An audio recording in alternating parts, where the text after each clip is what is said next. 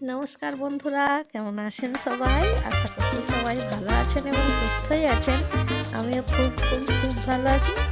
আর দেখুন, আমি একটি নতুন ব্লগ নিয়ে আপনাদের সাথে হাজির হয়েছি। যেহেতু অনেকদিন ধরে আপনাদের সাথে যোগাযোগ হয়নি, তো একদম ফাটাফাটি একটি ব্লগ নিয়ে হাজির হয়েছি। দেখতে থাকুন ব্লগটি, আশা করছি আপনাদের ভালোই লাগবে। তো দেখতে পাচ্ছেন, আমি খড়গপুর স্টেশনে এসে হাজির হয়েছি। কেন জানেন? জগন্নাথ দেবের ডাকে সাড়া দেওয়ার জন্য আমরা পুরী ভ্রমণে যাচ্ছি। তো জগন্নাথ দেব ডেকেছে, আর যাবো না তাও কি হয়? আর রাত্রে ঘুম হয়নি বন্ধুরা ঠিকঠাক, কারণ কোথাও যাওয়ার থাকলে তো জানি কেমন এক্সাইটেড থাকে ভেতর থেকে। আমরাও সকাল সকাল স্টেশনে এসে হাজির হয়ে গেছি। স্টেশন চত্বরে পৌঁছেই বেশিক্ষণ দাঁড়াতে হয়নি। আর ট্রেন বুকিং ছিল, এই যে দূরে আসছে বন্দে ভারত এক্সপ্রেস, একদম স্বপ্নের সফর যাকে বলে। সেটি তো দেখেইছি টিভিতে। বন্ধু বান্ধবকে চাপতে পারবো ভাবতে পারি, তবে জগন্নাথদেব আমি সেই ইচ্ছাও পূরণ করলো। খুবই এক্সাইটেড ছিলাম প্রথম থেকে। আর যখন বন্দে ভারত ট্রেনে চড়বো, এটা ভাবলেই যেরকম মনে শিহরণ জাগাচ্ছি। একদম ভিতরটাই চেপে বসে পড়েছি। দেখছেন, মানে ভিতরটা দেখলে মনে ভরে যাবে, এত সুন্দর পরিষ্কার পরিচ্ছন্ন। ঠিক মনে হয় না আপনি ফ্লাইটেই বসে আছেন। সকাল সকাল আমাদের খড়গপুর স্টেশনে ওঠার পরে ব্রেকফাস্ট দিয়ে দিল। মানে ব্রেকফাস্টটা বুকিং করাই ছিল, কারণ এটা ব্রেকফাস্টটা আপনি পাবেন। আর লাঞ্চ আপনি নিতেও পারেন, নাও পারেন। আমরা ব্রেকফাস্টটাই নিয়েছিলাম। আর ব্রেকফাস্টে ছিল ফ্রেঞ্চ ফ্রাই, বাটার টোস্ট, আর একটা কেক, জ্যাম, আর জলের বোতল, আর চাটা দিয়ে যায় ওরা। চায়ের ক্লিপটা নেওয়া হয়নি, তবে চাটা খুবই টেস্টি ছিল। খুব সুন্দর। আর ট্রেন আমাদের চলতে শুরু করে দিয়েছে। আর যেতে যেতে যে কীরকম ফিলিংস হচ্ছিল সেটা আমি বলে বোঝাতে পারছি না। আর এই পাহাড়গুলো দেখলে তো জানেন, যারা পাহাড় প্রেমী আছেন তাদেরকে কীরকম লাগবে। তো আমরা চলে এসেছি বন্ধুরা। এসেই প্রথমে সমুদ্রদেবকে দর্শন করলাম। পুরীর সমুদ্র সৈকত, সেই বিখ্যাত সমুদ্র সৈকত, যেটা আমি সবাইকে দেখি যে উপভোগ করে সবাই পুরী ভ্রমণে এলেই সমুদ্রে আসে। তো আমারও কপালে সৌভাগ্য হয়েছে, এসেছি। সমুদ্রের সেই অপরূপ রূপ সৌন্দর্য মানে মুঠোফোনে বন্দি করে নিয়ে যাচ্ছি, আপনাদের সাথে শেয়ার করতে পারছি, এটাই আমার কাছে একটা বড় অ্যাচিভমেন্ট।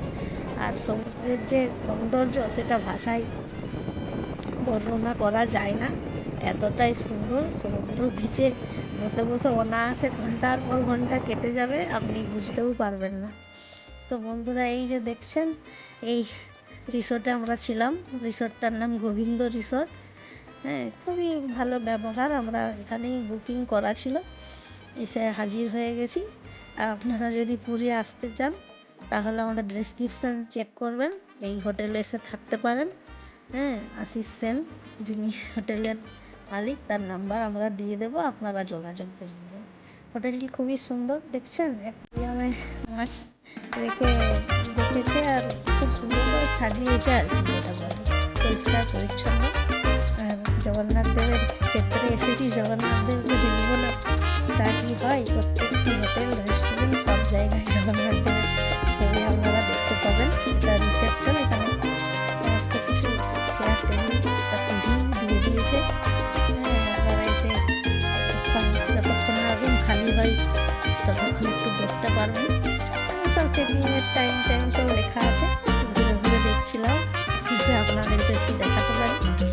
আর এই যে ম্যানেজার, অত্যন্ত খুব ভালো, মানে এত সুন্দর ব্যবহার। মানে যেখানে থাকবেন সেখানে যদি ব্যবহার মানে ভালো পান না, মানে এমনিতেই মন ভালো হয়ে যাবে, যে ঘোরার যে মানসিকতা সেটা বেড়ে যায়। আমরা ফার্স্ট ফ্লোরে ছিলাম। আর এটা ফোর পর্যন্ত আছে, যে লিফটের ব্যবস্থা করে দিয়েছে। এটা খুব একটা ভালো সিস্টেম, আপনাকে কষ্ট করে সিঁড়ি দিয়ে আর উঠতে হবে না। আর খুব ভালো লাগলো সমস্ত সিস্টেমটা। তো আমি তো বললাম যে আমরা ডিসক্রিপশন নাম্বার দিয়ে দেবো, আপনারা কন্ট্যাক্ট করে নেবেন, সেখানে থাকতে পারেন। আমাদের খুবই ভালো লেগেছে এদের আপ্যায়ন। তো সকাল সকাল মন্দিরে চলে এসেছি বন্ধুরা। চারটি ধামের শ্রেষ্ঠ ধাম পুরীর জগন্নাথ ধাম। বিশ্বাস করতে পারছি না যে এখানে এসে পৌঁছে গেছি।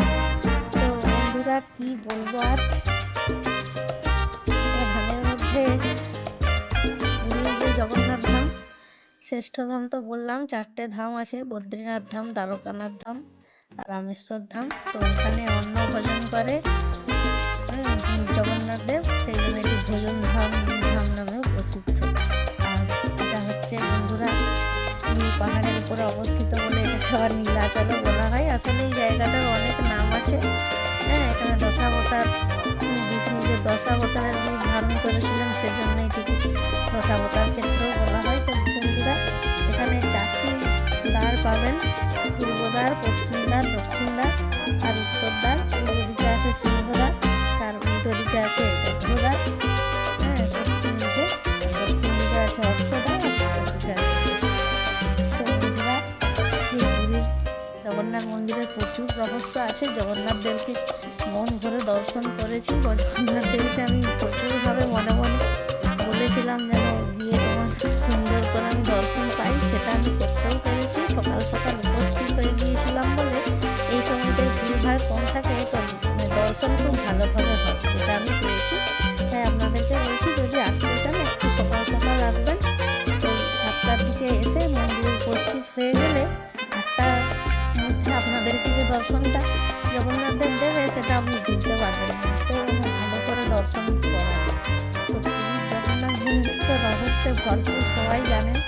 এই রহস্য মানে সবাই জানেন কিছুটা, আমি সেরকমই কিছুটা জানি। তো ওই যে সুদর্শন চক্রটা দেখছেন, ওর উপর দিয়ে কখনোই কোনো পাখি ওড়ে না, আর এই মন্দিরের ছায়াও বন্ধুরা পড়ে না। আর এই সামনেই যে সমুদ্র আছে, সমুদ্রের আওয়াজ এই মন্দিরে প্রবেশ করলে আপনি এই গর্জন শুনতে পাবেন, এতটাই শান্তপূর্ণ। তো শুনেছিলাম যে এরকম পৌরাণিক কাহিনী আছে যে সুভদ্রা পেয়েছিলেন এখানে মন্দিরের শান্ত পরিবেশ, সেই শান্ত পরিবেশ বজায় রয়েছে। দেখছি মানে আসলে বুঝতে পারবেন, সেটা অনুভবও করতে পারবেন। আমাকে বলার বেশি প্রয়োজন নেই, আপনারা একবার চলে আসবেন।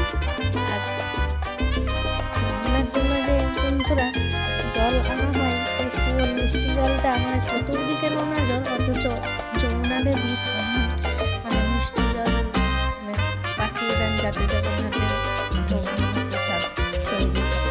তো একদম কোনায় কোনায় রহস্য ভরপুর, মানে আমি সবকটা বলতে পারলাম না, কারণ আমি সব কিছু শুনেছি, শোনা কথা সেগুলোই আপনাদের সাথে শেয়ার করছি। তবে এখানে বন্ধুরা আসলে যে একটা শান্তি পাবেন সেটা মানে লাখ টাকায়ও কেনা যাবে না, এতটাই সুন্দর শান্তির পরিবেশ। সুন্দর পরিবেশ, এই জন্যই জগন্নাথ দেবের টানে সবাই বারবার এখানে এসে উপস্থিত হয়। তো পুজো টুজো দিয়ে আমাদের যিনি পান্ডা ছিলেন তিনি মহাপ্রসাদ আমাদেরকে পৌঁছে দিয়েছেন। পান্ডার ব্যবহারে আমরা অত্যন্ত আপ্লুত, এত সুন্দর করে দর্শন করানোর জন্য ওনাকে বিশেষ ধন্যবাদ। ওনার নাম্বারও আমরা ডিসক্রিপশনে দিয়ে দেবো, ওনার সাথে যোগাযোগ করে নেবেন। খুব ভালো থাকে, পান্ডা সম্পর্কে যে ভুল ধারণা থাকে সেটা আমাদের নেই। তো পুজো টুজো দিয়ে সন্ধ্যের দিকে সর্বদার দিকে যে সমুদ্র যে আরতি হয়, সন্ধ্যা আরতি, সেটাই দেখার জন্য চলে এসেছি।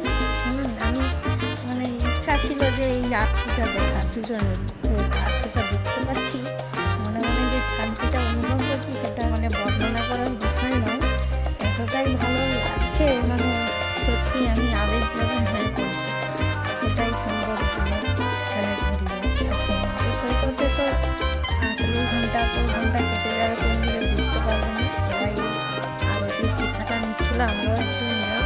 এত ভালো লাগছিল, এত উপভোগ করার বিষয় আছে এই পৃথিবীতে, বিশেষ করে এই টেলিভিশনে, মানে কি বলবো, কোনায় কোনায় রহস্য বললাম তো বন্ধুরা। আর এই শান্তিকালীন যে সমুদ্রের রূপ সেটা আমার বর্ণনার বিষয় নয়, আপনারা নিজেরা চোখে এসে দেখে নেবেন। আমি শুধু বললাম যে ভুল। তো বন্ধুরা পুরীতে এসে আমার একটি ভীষণই বড় মনের ইচ্ছা পূরণ হয়েছে। আমি জগন্নাথের টানে ওঠাই বাড়ি বাড়ি আসবো, আপনারাও আসবেন। আর ডিসক্রিপশনে আমাদের নাম্বার দিয়ে দেবো, এসে যোগাযোগ করে নেবেন। এত সুন্দর মানে আমি দর্শনের সাক্ষী থাকতে পেরে নিজেকে ধন্য মনে করছি। জগন্নাথের টানে সমুদ্র দর্শন করে আসার পর আবার চলে এসেছি মন্দিরে। এখানে যে শান্তিটা আপনারা অনুভব করবেন